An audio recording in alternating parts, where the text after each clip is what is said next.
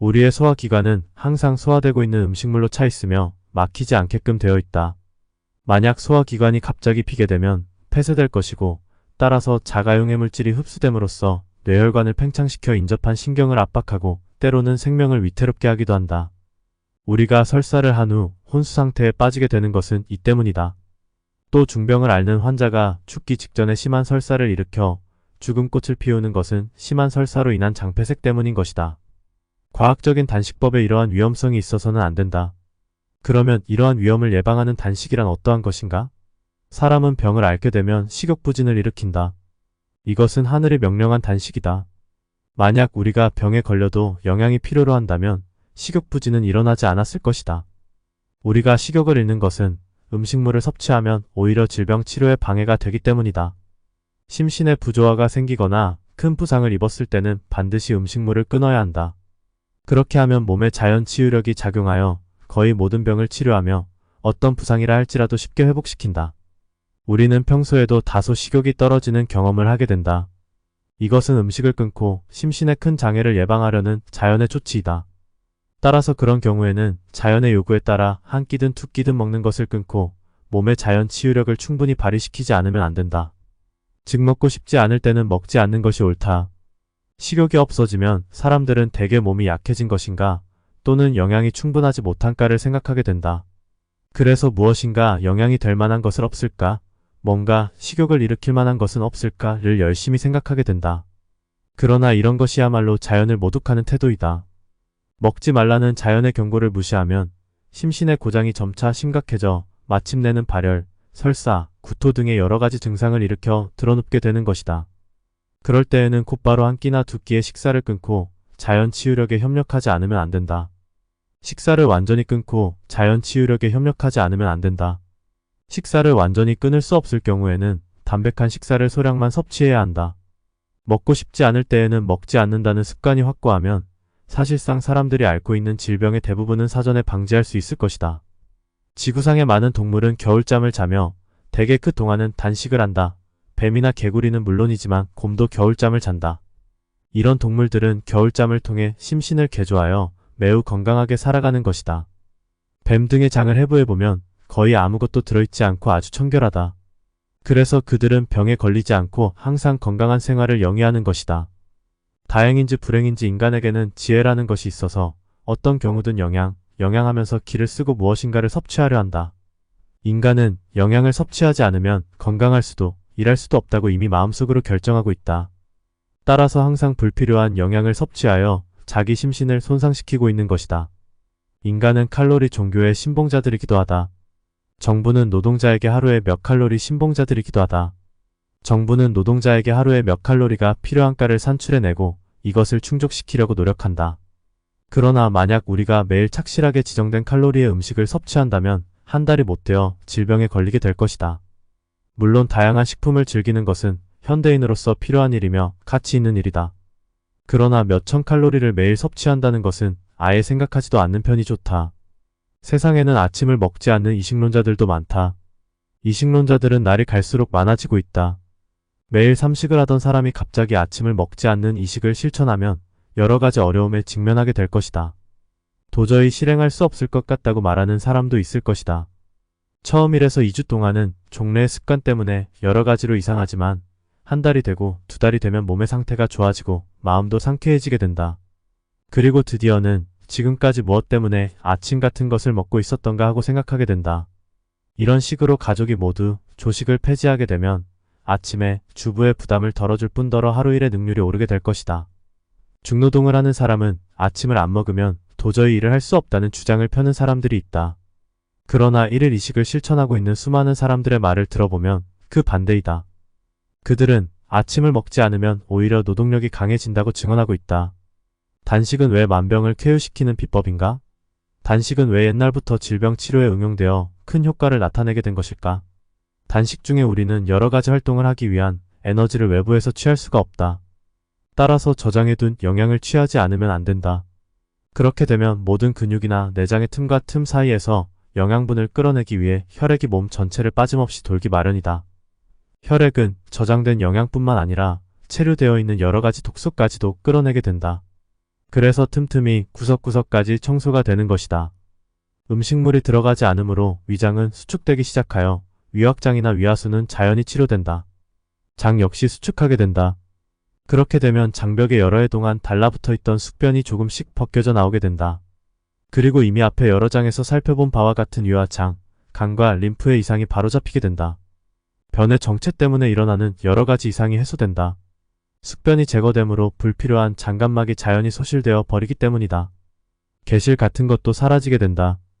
개실의 경우 단식이나 생식 말고는 치유할 방법이 없다.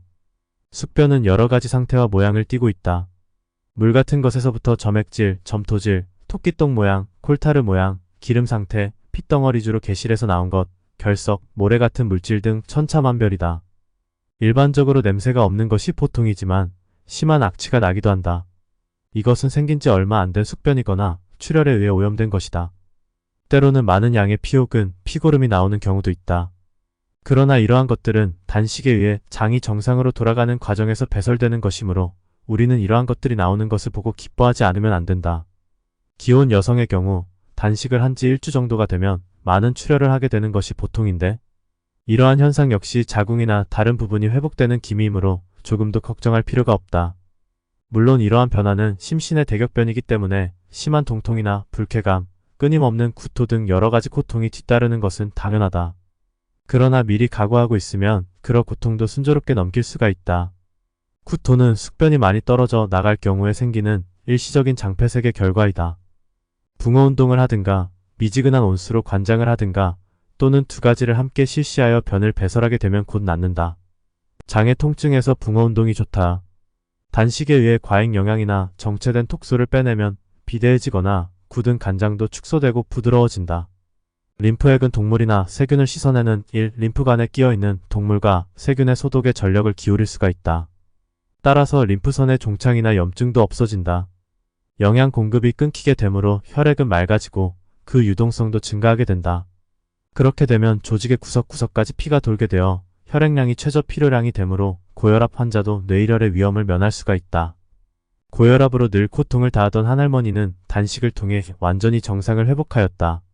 뇌일혈을 일으키기 직전에 병원에 실려온 그 할머니의 혈압 최고치는 230 이상이었고 최저치는 170이었다. 뇌일혈이 일어나지 않은 것이 이상할 정도였다. 제삿날에 음식을 많이 먹은 것 때문이었다.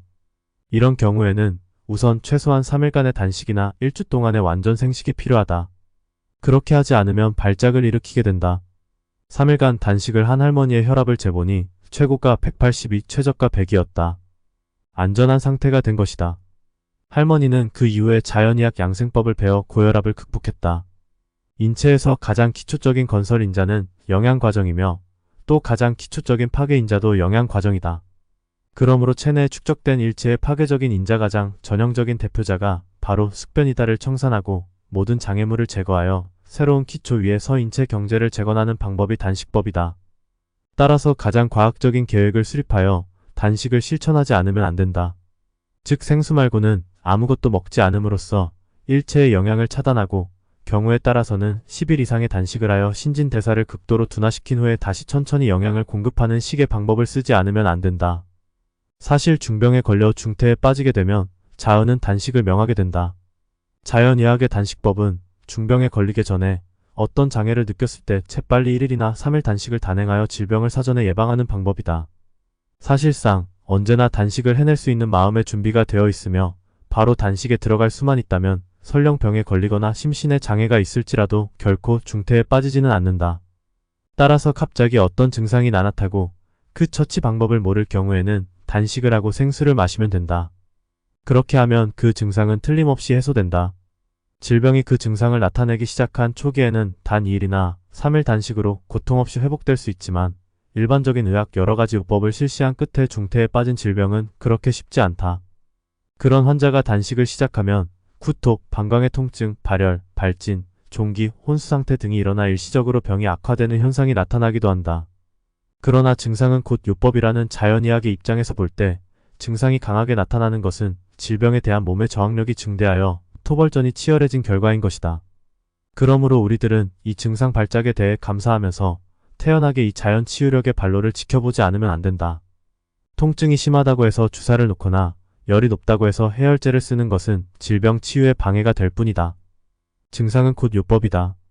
통증이 심해지는 것은 환부의 신경이 재생되었다는 증거이다.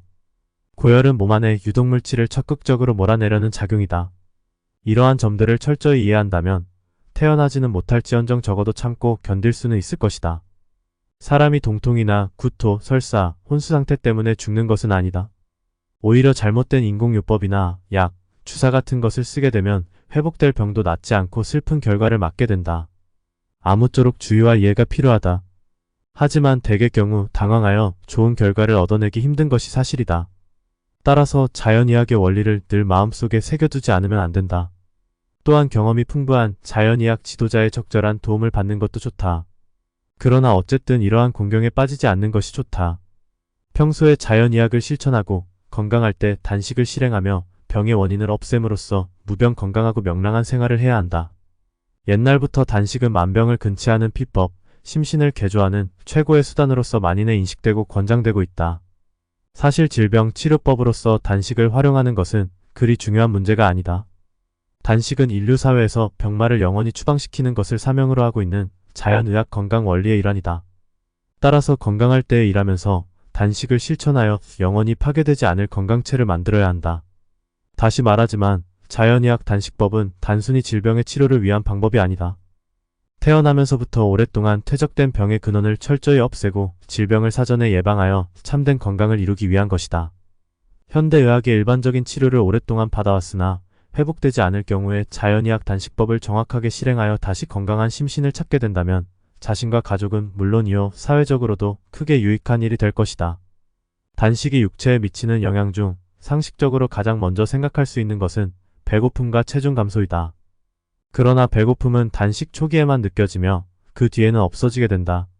체중 감소도 그리 걱정할 만한 것이 못 된다.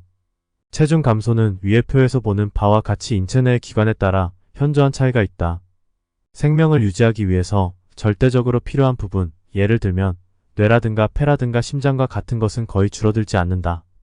그러나 지방이나 근육은 모두 영양을 저장하는 부분으로 사용되고 있기 때문에 어느 정도 급격하게 줄어들며 특히 지방은 97% 정도가 24일간의 단식 중에 소실되어 버린다. 단식 중에 하는 호흡이나 배설을 통한 질소 배출량은 비교적 빨리 줄어들지만 어느 한 점에 도달하게 되면 변하지 않는다. 이것은 인체의 단백질이 규칙적으로 또 불가피하게 상실된다는 것을 입증하는 것이다. 다만 이 상실은 몸 안의 여러 장치에 의해 최저한도로 저지된다. 체중 1kg당 전체 신진대사는 단식 이틀째까지를 제외하면 죽기 2에서 3일 전까지 거의 변하지 않는다. 인체가 필요로 하는 최저 에너지 기초 대사량은 인체 표면에 있어서 1평방미터당 1시간에 약 40칼로리다.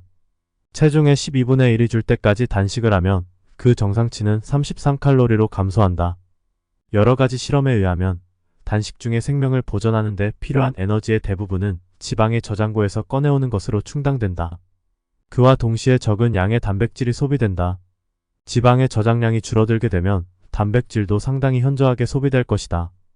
그러나 기아에 의한 죽음이 반드시 지방 저장고의 고가를 의미하는 것은 아니다. 지방이 체내에 많이 남아있어도 정신적으로 절망에 빠지면 생명 유지의 필수적인 기관에서 충분한 영양을 얻을 수가 없기 때문에 죽음을 면할 수가 없는 것이다. 사람들은 일반적으로 완전히 음식물을 끊는 단식을 하게 되면 소화 기능이 완전히 정지되는 것으로 생각한다. 그러나 위장의 주기적 운동이나 분비 작용은 끊임없이 계속되는 것이다. 칼슨이란 연구자는 단식 중에도 여전히 빈 위장이 수축한다는 사실을 증명하였다. 또한 로저스라는 연구자는 단식을 시킨 집토끼의 위장 수축은 오히려 활발해진다는 것을 확인한 바 있다. 그러나 환자가 단식을 하면 예비 에너지가 소모되기 때문에 졸음이 밀려오고 활력이 심하게 감퇴하게 된다. 이것은 당연한 것이다. 따라서 단식으로 기아 상태에 있는 사람에게 음식물을 주고자 할 때에는 신중한 주의를 기울이지 않으면 안 된다. 처음에는 25시 정도의 묽은 영양식, 예를 들면 약간의 진한 엽차나 미음 등으로부터 시작해야 한다. 그리고 활력이 회복됨에 따라 천천히 소화하기 쉬운 음식물을 주어야 한다. 이처럼 단식은 몸을 치유하는 구세주가 될 것이다. 단식에 대한 이해가 있으면 잔병이든 중병이든 공포심을 가질 필요가 전혀 없다. 단식은 이와 같이 여러 가지 경우에 탁효가 있지만 앞에서도 언급한 바와 같이 양날을 가진 칼이다. 잘못 실행하면 돌이킬 수 없는 결과가 오기 때문에 신중을 기하지 않으면 안 된다. 그러므로 앞으로 열거할 150가지 원칙을 준수하지 않는 단식은 하지 않는 것이 마땅하다. 사람을 살리는 단식 장두석 편저.